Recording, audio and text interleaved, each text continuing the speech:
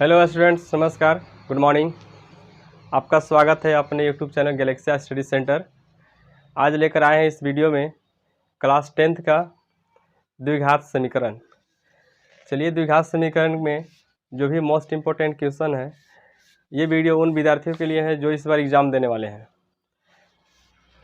तो एग्ज़ाम देने से पहले ये वीडियो को एक बार ज़रूर देख लें।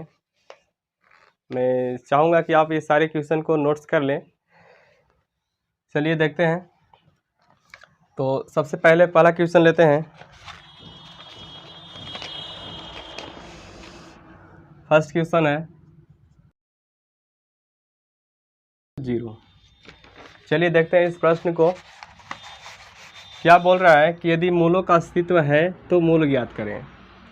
तो सबसे पहले जानेंगे कि मूलों का अस्तित्व कब होता है, किस कंडीशन में मूलों का अस्तित्व होता है और किस कंडीशन में मूल हम ज्ञात नहीं कर सकते हैं। चलिए इसके बारे में बात करते हैं। तो मूलों का अस्तित्व ज्ञात करने के लिए सबसे पहले जो कोई भी क्वाड्रेटिक द्विघात समीकरण का जो रूप होता है, लिख देंगे द्विघात समीकरण का व्यापक रूप। व्यापक रूप क्या होता है? ax² plus bx plus c equal to 0।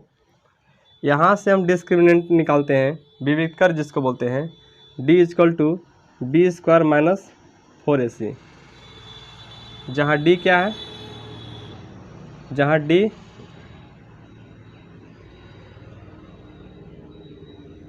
विविधकर है, जिसको इंग्लिश में बोलते हैं डिस्क्रिमिनांट।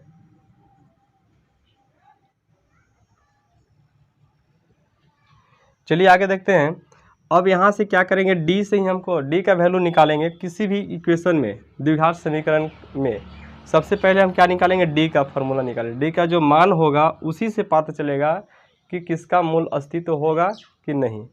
तो देखते हैं, यदि d का मान, फर्स्ट केस में चलेंगे,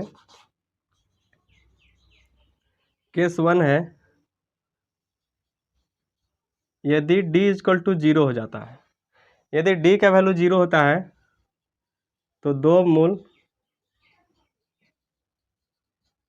वास्तविक एवं समान होते हैं।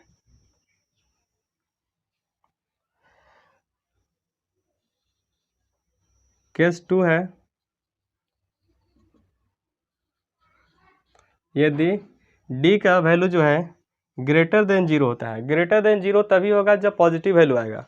d का वैल्यू जो पॉजिटिव वैल्यू आएगा, प्लस में आएगा, तो इसका मतलब है कि 0 से क्या है, बड़ा है। तो जैसे 0 से बड़ा होगा तो d का वैल्यू हम यहाँ से पता चलेगा। तो d का वैल्यू जैसे 0 से बड़ा होगा तो दो मूल होगा वास्तविक, लेकिन समान नहीं, दोनों बराबर नहीं होगा, दोनों अलग अलग होगा। चलिए देखते हैं, लिखते हैं यहाँ पे, दो मूल वास्तविक एवं असमान होते हैं। देखिए d के मान से पता चल रहा है, यदि 0 होता है तो दो मूल वास्तविक होगा और समान होगा। यदि d का वैल्यू 0 आएगा, 0 का मतलब होता है जो वैल्यू प्लस में आता है, ठीक है, तो उसका वैल्यू क्या होगा, दो मूल निकलेगा, वास्तविक रहेगा, लेकिन दोनों क्या रहेगा, असमान, मतलब दोनों वैल्यू अलग अलग रहेगा। अगर एक वैल्यू 1 है तो दूसरा वैल्यू 2 रहेगा, मतलब डिफरेंट होगा। चलिए अब देखते हैं तीसरा केस। केस तीसरा क्या है, यदि d का वैल्यू जो है less than 0, that means negative value होगा। मतलब 0 का मतलब क्या है, 0 से कम, माइनस में जो वैल्यू होता है वो होता है d का वैल्यू जो होता है 0 से लेस देन, मतलब 0 से कम। तो इसका वैल्यू जो भी आएगा नेगेटिव में, यदि d का वैल्यू माइनस में आ गया तो समझ जाएंगे उसका कोई मान नहीं होगा, मूलों का अस्तित्व नहीं होगा। लिख देंगे कोई वास्तविक अंक नहीं, कोई मूल नहीं होगा, डायरेक्ट लिख देंगे कोई मूल नहीं होगा। ठीक है, ये तीनों आपको समझ आ गया होगा केस। चलिए इसी पर प्रश्न बनाते हैं। पहला प्रश्न आपको दिया हुआ है 4x² plus 4√3x plus 3 equal to 0 है। इसका मूलों का अस्तित्व दिया है, ऑलरेडी मूलों का अस्तित्व है, तो मूल ज्ञात करना है। यदि मूलों का अस्तित्व है, सॉरी दिया हुआ नहीं है, आई एम सॉरी, चेक करना है मूलों का अस्तित्व, चेक करना है कि मूलों का अस्तित्व है, सॉरी यदि मूलों का अस्तित्व है तो मूल ज्ञात करें। चलिए इसको मिटा देते हैं, चाहे तो स्क्रीनशॉट ले लीजिए आप लोग। चलिए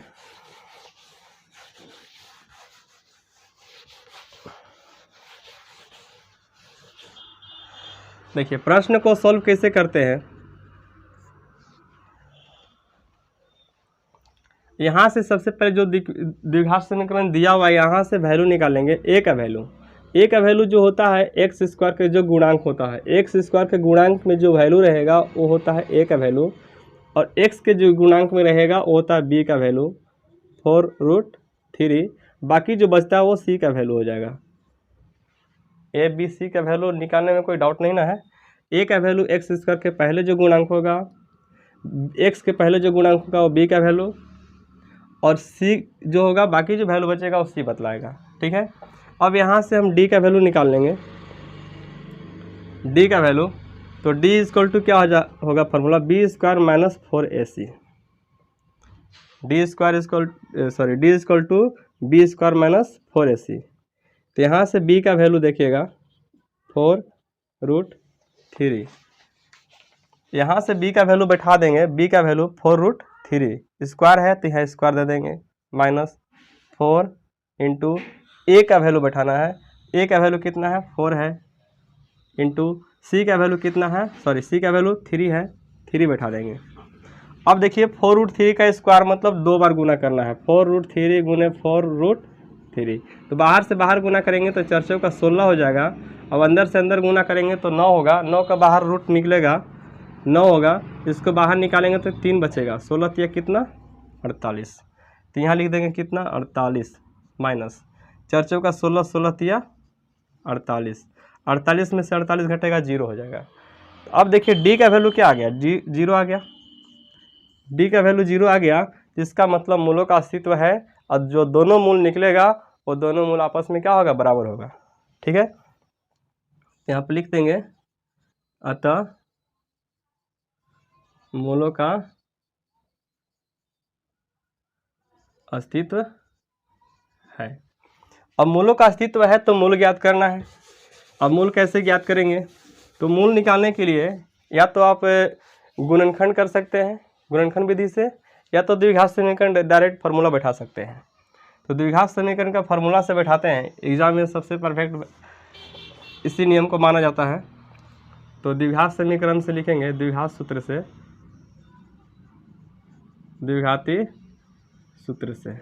द्विघाती सूत्र क्या है, तो मूल निकालना है एक्स इक्वल टू तो minus b plus minus root under D by 2a। Root under D जो लिखे हैं तो डी के जगह पर आप डायरेक्ट फार्मूला इसको बी स्क्वायर माइनस 4ac भी लिख सकते हैं रूट में, लेकिन डी क्यों इसलिए लिखे हैं क्योंकि डी का वैल्यू ऑलरेडी पहले निकाल चुके हैं, तो डबल काम नहीं करना पड़ेगा, इसीलिए डी का वैल्यू यहाँ पर डायरेक्ट बैठा दिया है।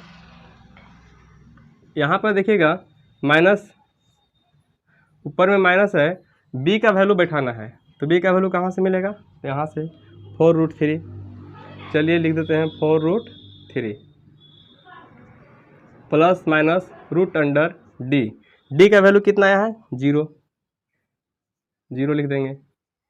इसके बाद है नीचे 2 इंटू ए का वैल्यू कितना 4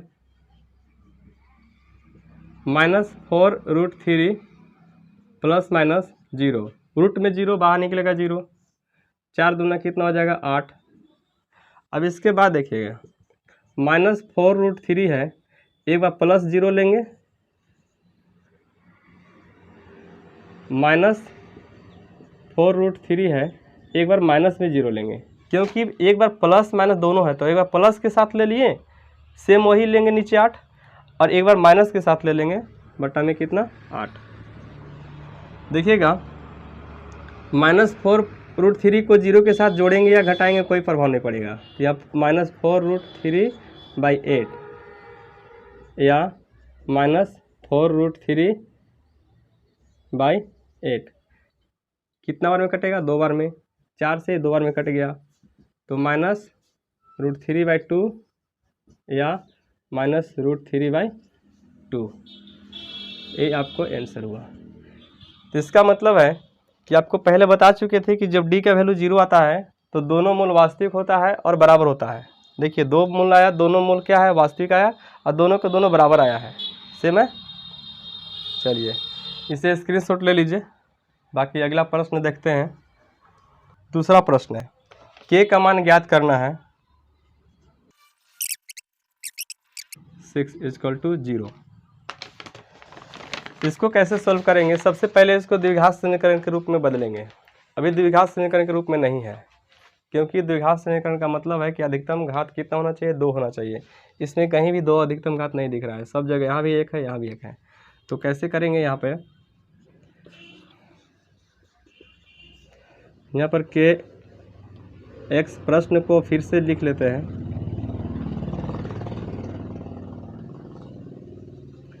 इससे इसमें दोनों में मल्टीप्लाई करेंगे 1/1, इससे इसमें गुना करेंगे तो के एक्स का पावर 2 हो जाएगा, एक यहाँ पर एक यहाँ पर, तो के एक्स स्क्वायर।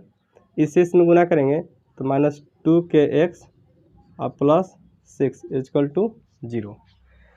इस प्रश्न में दिया है के का मान निकालना है। के का मान निकालना है जब 2 मूल बराबर हैं। आपको पता है कि जब 2 मूल बराबर होता है तभी जब डी का वैल्यू 0 होता है। डी का वैल्यू 0 होने पर 2 मूल आपस में क्या होता है, बराबर होता है।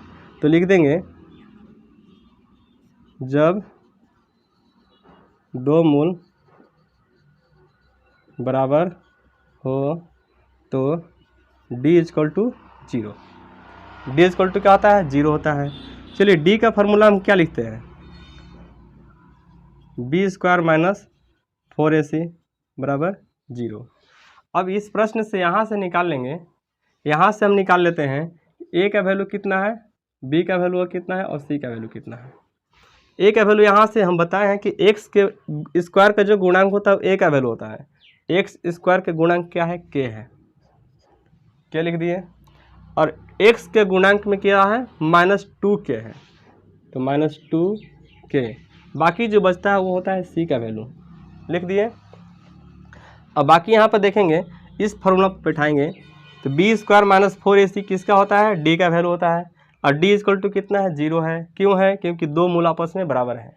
ठीक है, आगे देखते हैं। यहाँ पे b का वैल्यू यहाँ से बैठाएंगे -2k स्क्वायर -4, और a का वैल्यू कितना है तो k, और c का वैल्यू कितना है तो c का वैल्यू c का वैल्यू 6 = 0। ठीक है, अब देखिएगा -2k का स्क्वायर करने का मतलब है 2 बार गुना करेंगे, तो -2k × -2k, minus minus plus हो जाएगा, 2 दूना के 4 और k का स्क्वायर 4k स्क्वायर माइनस 6 चौका 24k बराबर में क्या, 0। आगे देखिएगा, यहाँ से लिख देंगे 4k स्क्वायर। अच्छा 1 मिनट आप लोग एक देखिएगा, यहाँ से आप एक काम करते हैं, k कॉमन ले लेते हैं। k कॉमन लेंगे तो बचेगा 4k - 24 बराबर में 0। अब ये k उधर जाएगा तो क्या हो जाएगा, 0 हो जाएगा। k इधर से उधर जाएगा तो क्या हो जाएगा, 0। तो यहाँ से चलेंगे 4k - 24 बचेगा बराबर 0। ये जो k था उधर जा गया, 0 हो गया। अब यहाँ से लिख देंगे 4k - 24 उधर जाकर +24 हो गया। k = 24/4 कितना बार में कटा, 6 बार में, तो k का मान कितना आ गया, 6 आया। इस तरह से ये मेरा k का मान निकल गया। ठीक है, इस प्रश्न को आप सॉल्यूशन को आप स्क्रीनशॉट ले लीजिए। नेक्स्ट प्रश्न देखने इसके बाद अगला प्रश्न लेकर आए हैं, जिसमें तीसरा प्रश्न है। सारे प्रश्न मोस्ट इम्पोर्टेंट हैं। ये वीडियो उन्हीं लोग के लिए है जो ऑलरेडी पढ़ाई ये सब सिलेबस पढ़ चुके हैं, सिर्फ उन लोग को VVI क्वेश्चन चाहिए। बाकी इस चैप्टर का शुरू से सारे वीडियो कॉन्सेप्ट के साथ बनाएंगे। तो तीसरा प्रश्न है कि 3 वर्ष पूर्व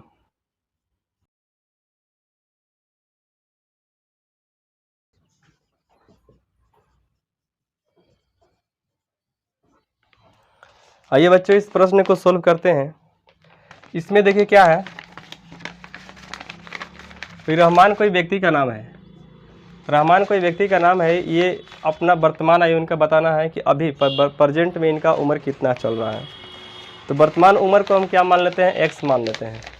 कुछ ना कुछ मानना पड़ेगा तभी निकलेगा। एक्स मान लीजिए, वाई मान लीजिए, जेड मान लीजिए, राम श्याम जो भी मानना है मान लीजिए। तो यहाँ से चलेंगे, माना कि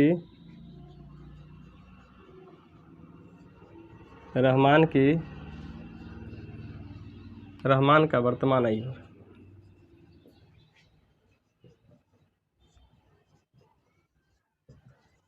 एक्स वर्ष।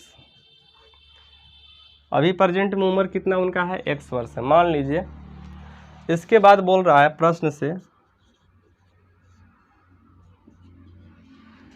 3 वर्ष पूर्व, 3 वर्ष पूर्व मतलब पहले। अभी का उम्र एक्स है, मान लीजिए अभी मैं 27 साल का हूँ, तो 3 साल पहले मैं कितना साल का था, तो 3 साल पहले मतलब 24 साल के हैं।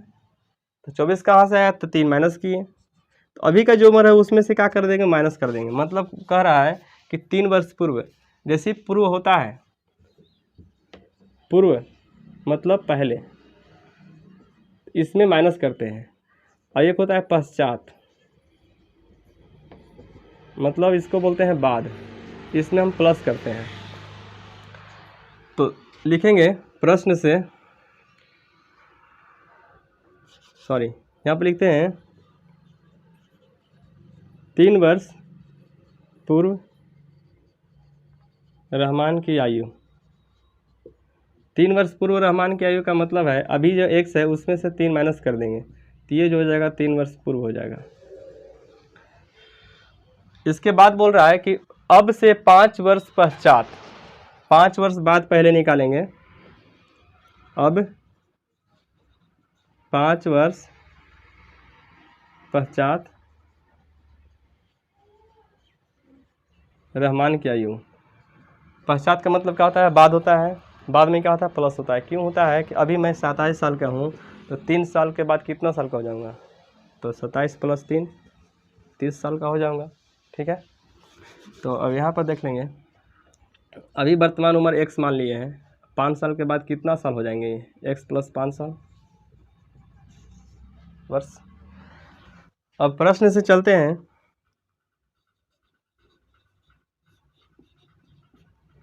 प्रश्न से क्या बोल रहा है कि 3 वर्ष पूर्व रहमान की आयु का व्युत्क्रम और अब से 5 वर्ष पश्चात आयु का व्युत्क्रम। मतलब 3 वर्ष पहले का जो व्युत्क्रम है और 5 वर्ष बाद के आयु का जो व्युत्क्रम, दोनों को जोड़ने पर कितना दे रहा है, 1/3। तो लिखेंगे 1/x - 3, 1/x - 3 पहले का व्युत्क्रम कर दिए। अब 5 वर्ष बाद का व्युत्क्रम 1/x + 5, दोनों का योग दिया है 1/3। ठीक है, यहाँ से एलसीएम निकालेंगे x - 3 का और x + 5 का एलसीएम निकालेंगे, तो x - 3 × x - 5 हो जाएगा।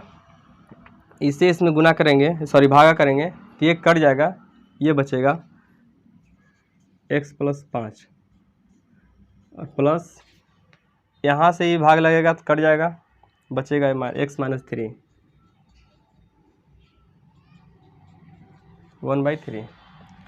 इसके आगे है x + 5 + x - 3 और नीचे है, इसको गुना करके लिख देंगे यहाँ पे। तो x - 3 गुना करना है x + 5 में, तो इसमें से गुना करेंगे तो x² हो जाएगा। अब 5 में से 3 घटाएंगे तो +2 होगा, x लगा देंगे। अब माइनस प्लस माइनस 5 दिए कितना हो जाएगा, 15। ये आपको सिंपल गुना है, पता होगा, x² + 2x - 15 बराबर में 1/3।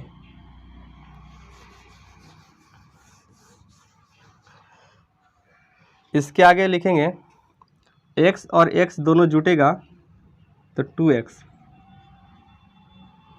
और यहाँ 5 में से 3 घटेगा +2 बटा में x² प्लस 2x -15 बराबर 1/3। बाई क्रॉस मल्टीप्लाई करेंगे, इससे इसमें, इससे इसमें, 1 से इसमें करेंगे तो x² प्लस 2x -15, 3 से करेंगे 3 दूना 6x प्लस 3 दूना 6, ये सारे को इधर लाएंगे, x² प्लस 2x -15 है, ये प्लस में है, इधर आके माइनस हो जाएगा 6x -6 बराबर 0। ये प्लस और ये प्लस, दोनों प्लस में इधर आके क्या हो गया, माइनस हो गया। अब इसके बाद देखिएगा x² प्लस, यहाँ से 6 में से 2 घटेगा तो -4 x, इसके बाद -15 और 6 -21 बराबर 0। यहाँ से आप चाहे तो a और b और c का वैल्यू निकाल लेंगे।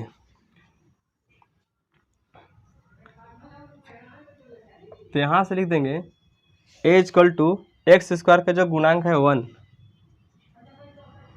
और b का जो वैल्यू है x के गुणांक कितना -4, और c का जो वैल्यू है -21। चलिए a b c का वैल्यू निकल गया। अब द्विघाती सूत्र से हम क्या करेंगे, यहाँ से x का वैल्यू निकालेंगे, तो -b plus minus √b² -4ac by 2a, ये द्विघाती सूत्र हुआ। इस पर बैठाएंगे सारे वैल्यू, माइनस ये लाइन पार देंगे, ये माइनस b का वैल्यू -4 है, प्लस माइनस √b का वैल्यू -4 का स्क्वायर -4 इंटू a का वैल्यू 1 इंटू c का वैल्यू -21, इसके बाद 2 इंटू 1, इसके बाद माइनस माइनस प्लस 4 हो जाएगा, प्लस माइनस 4 चौका 16 होगा, और माइनस माइनस प्लस हो जाएगा 21 × 84 बटा में कितना हो जाएगा 2। इसके बाद लेंगे यहाँ पर +4 प्लस माइनस 6 और 4 10, 8 1 9 1 10, 100 हो गया बटा में 2। इसके बाद 4 प्लस माइनस 10 का अगर हम वर्गमूल निकालते हैं स्क्वायर रूट, तो 100 का स्क्वायर रूट निकालेंगे तो 10 हो जाएगा बटा में 2 हो जाएगा। तो एक बार क्या करेंगे, जोड़ेंगे, एक बार घटाएंगे। तो यहाँ से 4 प्लस 10/2 करेंगे, एक बार 4 माइनस 10/2 करेंगे, तो 10 और 4 14 बटा 2 या -6/2, इसे कितना बार में कट गया 7 बार में, ये आया -3। ये तो होगा नहीं, माइनस में जो वैल्यू होता है ये उम्र कभी भी माइनस में नहीं आता है, इसलिए जो प्लस वैल्यू है उसको लेकर चलेंगे, और ये मेरा आंसर हुआ। तो रहमान का लास्ट में लिख देंगे, अतः रहमान का वर्तमान आयु 7 वर्ष। ठीक है, चलिए स्क्रीनशॉट ले लीजिए इस प्रश्न, इस सॉल्यूशन को। अगला प्रश्न है, ये मोस्ट इम्पोर्टेंट VVI क्वेश्चन है।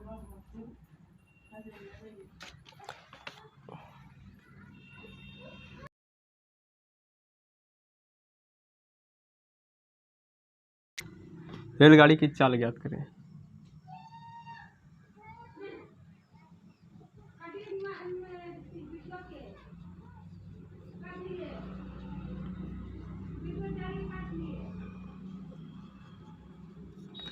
चलिए इस प्रश्न को देखते हैं। पहले बोल रहा है कि एक रेलगाड़ी जो है एक समान चाल से 360 किलोमीटर की दूरी तय करती है। एक रेलगाड़ी है 360 किलोमीटर दूरी जाना है, तो यह एक चाल से चलता है तो उसको जितना समय लगता है, अगर उसको से अगर 5 किलोमीटर स्पीड बढ़ा दिया जाए, 5 किलोमीटर प्रति घंटा स्पीड बढ़ा देंगे तो जितना पहले के चाल था उससे चाल बढ़ जाएगा, तो इसका मतलब वो जल्दी पहुंच जाएगा। तो जल्दी पहुंचा मतलब 1 घंटा कम समय लग रहा है, पहले कितना पहुंचा था ये पता नहीं है। चलिए निकालते हैं। पहले मान लेंगे कि रेलगाड़ी की चाल x मान लेते हैं। माना कि रेलगाड़ी की चाल x किलोमीटर प्रति घंटा है। x किलोमीटर से चाल से जा रही है रेलगाड़ी, कितना दूरी जाना है? 360 किलोमीटर। दूरी कितना है? 360 किलोमीटर। अब लिखेंगे कि चाल जब 100x है और दूरी 360 है तो 360 दूरी जाने में कितना समय लगेगा? तो समय बराबर दूरी बटा चाल। तो समय को हम क्या कर लेते हैं, पहले समय को t1 मान लेते हैं। t1 मान लेते हैं। दूरी कितना है? 360 है और चाल कितना है? तो x है। First equation. ठीक है। अगला प्रश्न है, अगला बोल रहा है कि यदि यही चाल 5 किलोमीटर प्रति घंटा अधिक होती, पहले x था, x में 5 किलोमीटर स्पीड बढ़ गया, तो नया चाल जो हो जाएगा, नया चाल x प्लस 5 किलोमीटर प्रति घंटा। और दूरी वो नहीं है, दूरी में कोई परिवर्तन नहीं किया गया है, दूरी 360 किलोमीटर ही है। ठीक है। इसके बाद यहाँ से समय निकाल लेंगे t2। तो समय बराबर क्या हो जाएगा? दूरी बट्टा चाल। दूरी कितना है? 360 और चाल कितना है? x plus 5। ये समीकरण हो गया 2। प्रश्न कहता है कि पहले जितना मैं पहुंच रहा था उसको से 1 घंटा समय कम लग रहा है। प्रश्न से पहले समय कितना था? t1 और नया वाला समय कितना है? t2 है। तो ये जो है बाद वाला समय है, जो स्पीड बढ़ गया उसके लिए है। तो स्पीड बढ़ गया तो इसका मतलब इसमें 1 घंटा कम समय लग रहा है। 1 घंटा कम लग रहा है तो इसमें 1 घंटा जोड़ देंगे तभी तो आपस में बराबर हो जाएगा दोनों का टाइम। फिर से समझिएगा, अभी बराबर नहीं है, दोनों का समय बराबर नहीं है। ये है कब का समय? जब पहले का था, 3x किलोमीटर के चाल से चल रहा था। अब है कि जब x प्लस 5 हो गया तो इसका मतलब है कि इसका समय जो है 1 घंटा कम लग रहा है। पहले पहुंचता था कितने समय, उससे 1 घंटा पहले पहुंच रहा है। तो दोनों को बराबर करने के लिए 1 घंटा जो कम है उसमें हम जोड़ देंगे तो दोनों समय आपस में बराबर हो गया। अब क्या करेंगे, यहाँ से t1 और t2 का वैल्यू बैठाएंगे समीकरण 1 से समीकरण 2 से। 360 बटा x, 360 बटा x बराबर 360 बटा में x प्लस 5 और इसके बाद प्लस 1। t1 का वैल्यू बैठा दिए, t2 का वैल्यू बैठा दिए, 1 प्लस था कर दिए। इसके बाद देखिएगा, इसको इधर लाएंगे तो माइनस हो जाएगा। 360 बटा x माइनस 360 बटा x प्लस 5 बराबर कितना है?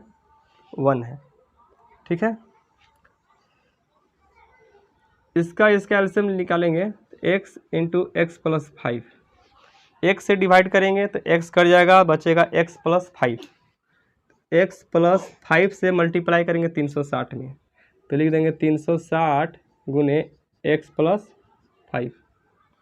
इसके बाद बीच में माइनस, इससे इसमें भागा देंगे, ये वाला से इसमें भागा देंगे तो ये कट जाएगा, बचेगा x। x जो बचा इसमें गुना करेंगे, 360x बराबर में 1। इसके बाद 360x से गुना कर देंगे, 360 से x में गुना करेंगे तो 360x और प्लस 360 से 5 में गुना करेंगे तो शून्य रहेगा, 6 5 30 हो जाएगा, 5 3 15, 15 3 18, 1800 हो गया। माइनस में 360x है बटा में x का x से गुना करेंगे x स्क्वायर, x का 5 से गुना करेंगे 5x बराबर में 1। प्लस और माइनस कट गया, ऊपर में बच गया 1800, नीचे बच गया एक्स स्क्वायर प्लस 5x बटा 1 है। क्रॉस मल्टीप्लाई यदि हम करते हैं तो देखते हैं कि 1 से x में करेंगे गुना एक्स स्क्वायर प्लस 5x, और 1 से इसमें करेंगे तो बराबर में क्या मिलेगा 1800। चलिए इसको आगे देखते हैं।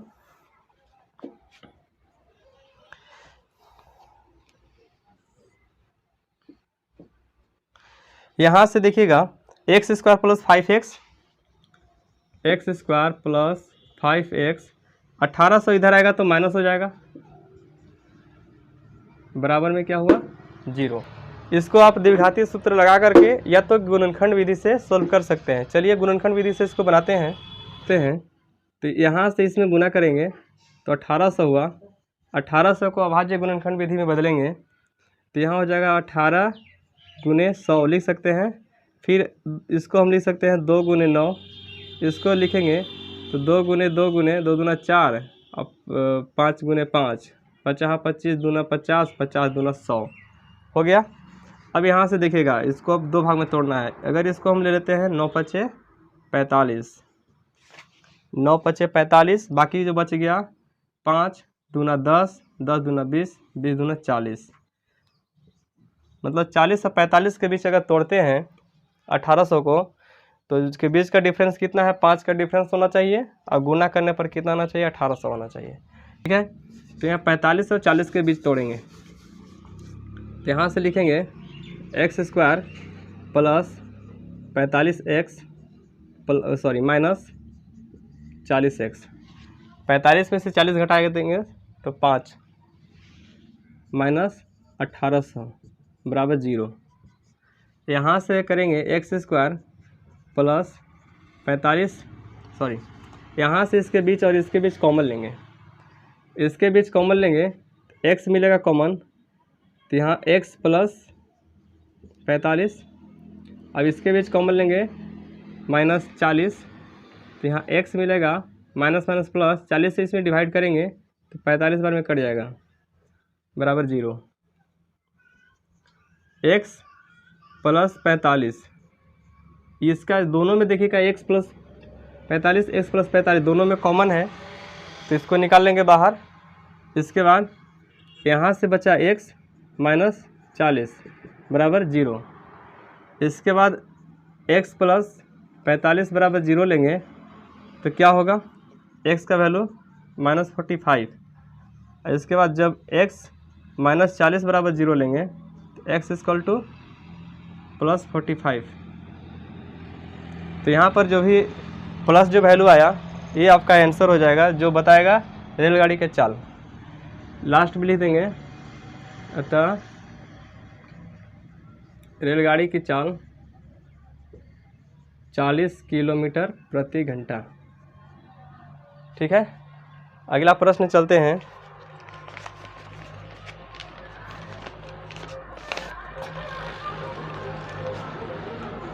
इसको स्क्रीनशॉट ले लीजिए आप लोग। चलिए ठीक है, अगला प्रश्न है आपके पास 5वां, 2 वर्गों के क्षेत्रफलों का योग। दोनों भुजाएं ज्ञात करें। चलिए इसमें देखते हैं, पहले मान लेंगे दोनों भुजाओं को, माना कि पहले वर्ग की भुजा x मीटर है, इसके बाद दूसरे वर्ग की y मीटर है। प्रश्न क्या बोल रहा है कि 2 वर्ग है,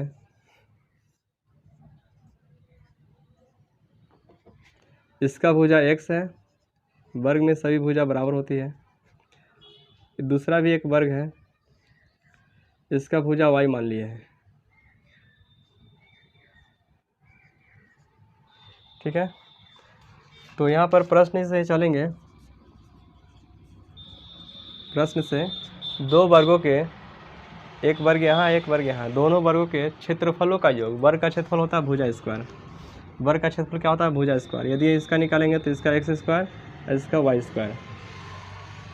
तो प्रश्न से है एक्स स्क्वायर, दोनों वर्गों के क्षेत्रफल, क्षेत्रफल हो गया एक का एक्स स्क्वायर, दूसरा का हो गया वाई स्क्वायर, दोनों का योग दिया है 468।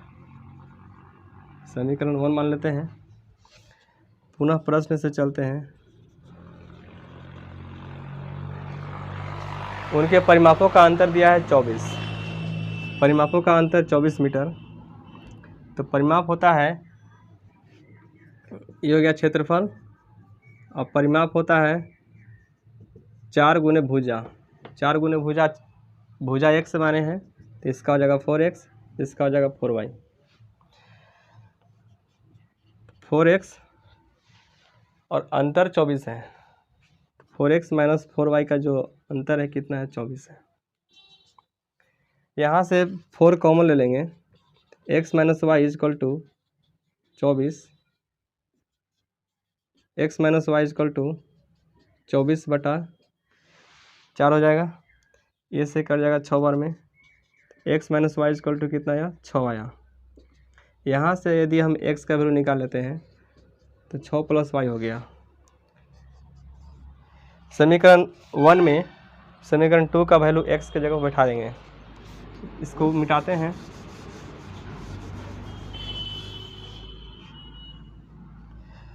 लिखेंगे समीकरण 1 में x का मान रखने पर, समीकरण 1 देखिएगा x के जगह पर बैठा देंगे 6 प्लस वाई, तो 6 प्लस वाई का स्क्वायर हो जाएगा, प्लस में वाई स्क्वायर बराबर 468।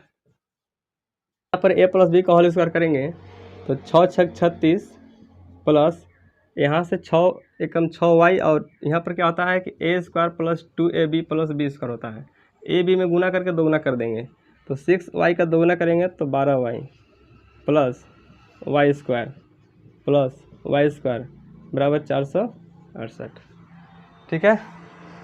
इसके बाद Y square 2y square plus 12y, इसके बाद प्लस 36, इधर से इधर लाएंगे तो माइनस में हो जाएगा 468 बराबर 0।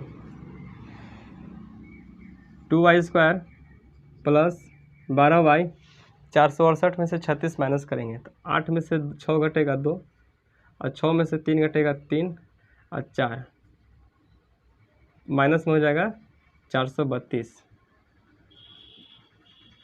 बराबर 0।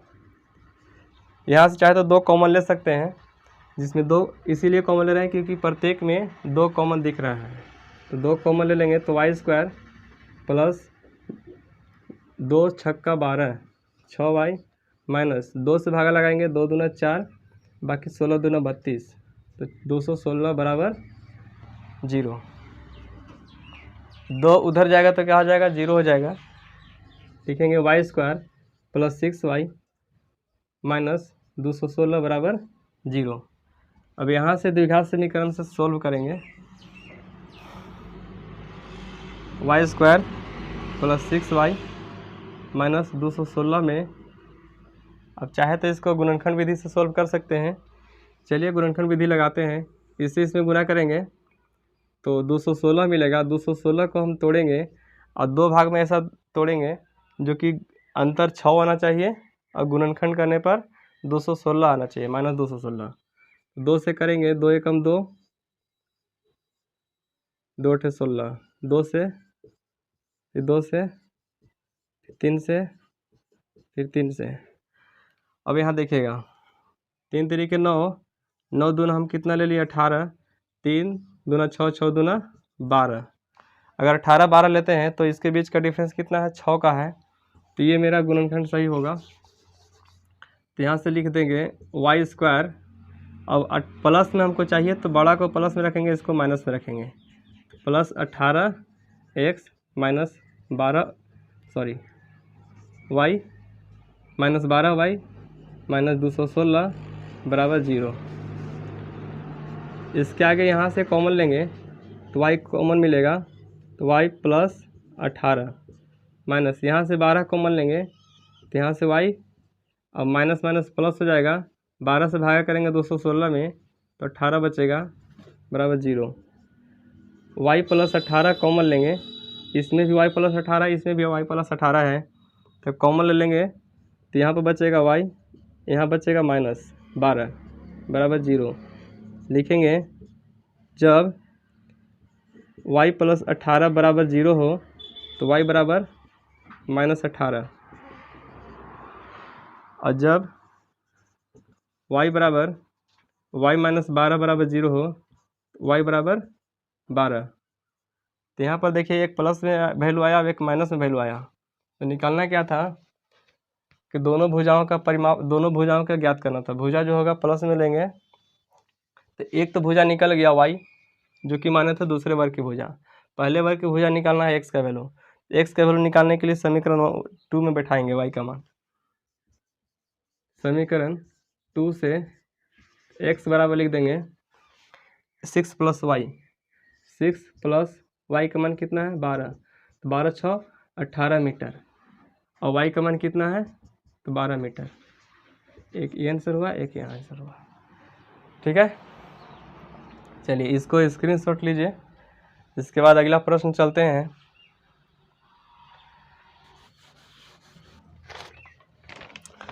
अगला प्रश्न है छठा,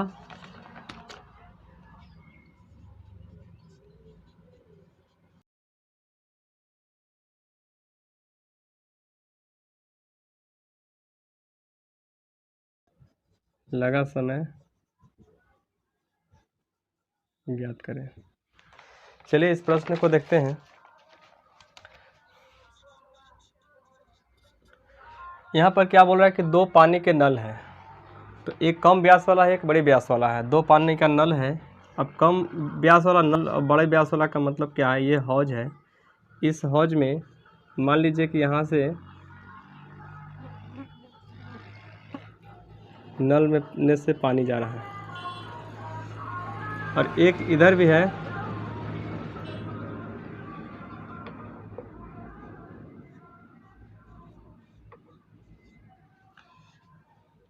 आपको दिख रहा होगा कि ये जो है कम व्यास है, मतलब इससे कम पानी नहीं आएगा, इसमें इससे अधिक पानी आएगा।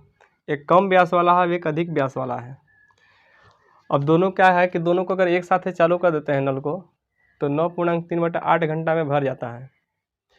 अब बोल रहा है कि बड़े व्यास वाला नल को अगर हम चालू करते हैं, बड़े व्यास वाला नल को जब चालू करते हैं तो कम वाला से ही 10 घंटा कम समय लेता है, मतलब ये पहले ही भर जाता है, 10 घंटा पहले ही भर जाता है। ठीक है, तो बताना है कि दोनों को अगर हम बारी बारी से खोलते हैं, मतलब पहले इसको हम भरेंगे, इसको हम बंद करेंगे। ठीक है, तो ये कितना देर में भरेगा इसको। अब इसको अगर हम चालू करते हैं तो ये कितना देर में इसको भरेगा। तो जाहिर सी बात है कि इसका समय अधिक लगेगा, इसका समय कम लगेगा। कितना समय अधिक और कम लगेगा वो देखना है। तो चलिए यहाँ पे बनाते हैं। तो लिखेंगे माना कि बोल रहा है कि बड़े व्यास वाला नल हौज को भरने में कम व्यास वाला से 10 घंटा कम है। कम वाला से कम है, तो कम वाला को पहले मान लेंगे। माना कि कम व्यास वाला, कम व्यास वाले नल, कम व्यास वाले नल द्वारा भरने में लगा समय x घंटा मान लेंगे। अब इसके बाद अधिक व्यास वाला चलेंगे। अधिक व्यास वाला कितना, x - 10, पहले से 10 घंटा ये कम समय लगेगा। ठीक है, अब चलते हैं प्रश्न से।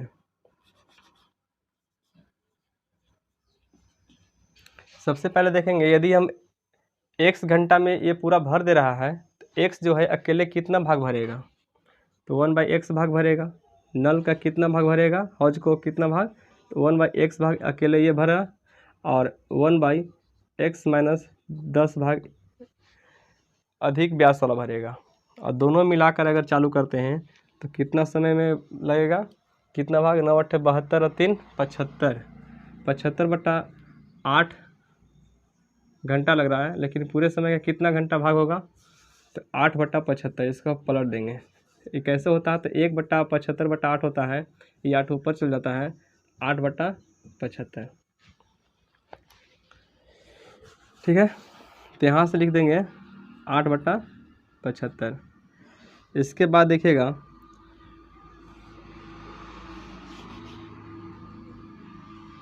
इसका एलसीएम निकालेंगे तो x × x - 10, इसी इसमें भागा करेंगे तो x कटेगा, इतना बचेगा x - 10। x - 10 से 1 में गुना करेंगे, x - 10 प्लस इसे ही कट जाएगा, बचेगा x, x से 1 में गुना करेंगे तो x = 8/75। इसके बाद देखिएगा ऊपर में x - 10 प्लस x बटा में x² माइनस 10x बराबर 8/75। इसके बाद यहाँ देखेंगे बाई क्रॉस मल्टीप्लाई करेंगे तो 8 से इसमें गुना करेंगे, 8x², 8 से 10 में गुना करेंगे माइनस 80x = इससे इसमें करेंगे तो x सब x में 2x हो जाएगा। तो सबसे पहले एक बात यहाँ पर लिख लेते हैं, एक लाइन और, तो यहाँ जाएगा 2x माइनस 10/x² माइनस 10 बराबर 8/75। इसके बाद यहाँ से क्रॉस मल्टीप्लाई करेंगे, 8 से गुना किए इसमें तो इतना आया, 75 से ऊपर में गुना करेंगे तो 75 दूना 150, 150x, और 75 से 10 में गुना करेंगे तो -750। यहाँ करेंगे 8x² माइनस 80x, इधर से इधर लाएंगे तो -150x प्लस 750 बराबर 0। ठीक है, इसके बाद 8x² माइनस ये दोनों जुड़ जाएगा 230x प्लस 750 बराबर 0। चाहे तो 2 कॉमन ले लेंगे तो 4x² 2 कॉमन सब में दिख रहा है, 4x² माइनस 230 का आधा करेंगे 115, x 750 का हाफ करेंगे तो 375 बराबर 0। ये 2 उधर जाकर 0 हो जाएगा, बचा कितना, 4x² माइनस 115x प्लस 375 बराबर 0। इसको चाहे तो आप द्विघात समीकरण से सॉल्व कर सकते हैं, द्विघात सूत्र से, या तो गुणनखंड विधि से। गुणनखंड विधि से करेंगे इसे इसमें गुना करेंगे तो 375 × 4 करेंगे, 375 गुने कितना 4, तो 4 × 5 = 20, 4 × 7 = 28, 2 = 30, 4 × 3 = 12, 3 × 15, 1500 आया। 1500 को 2 भाग में ऐसे तोड़ना है जिसमें गुना करने पर 1500 होना चाहिए और जोड़कर या घटाने के बीच बाद इतना होना चाहिए। तो चलिए इसको हम लिख सकते हैं 15 × 100।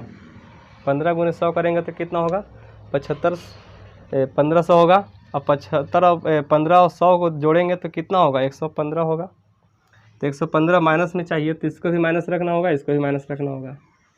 तो यहाँ लिख देंगे 4x² minus 100x minus 15x plus 375 बराबर 0।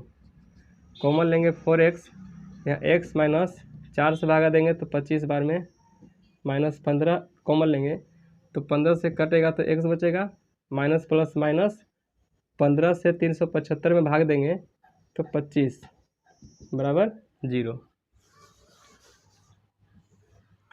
इसके आगे देखिएगा x - 25, x - 25 दोनों में है, x - 25 लिख देंगे और 4x - 15, 4x - 15 बराबर कितना 0। इसके बाद जब x - 25 बराबर 0 लेंगे तो x बराबर कितना हो जाएगा 25, और जब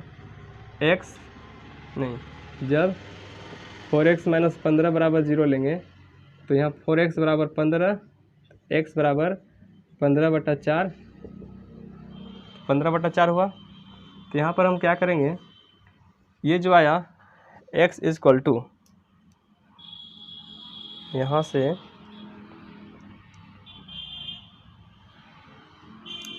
x का वैल्यू कितना आया 25।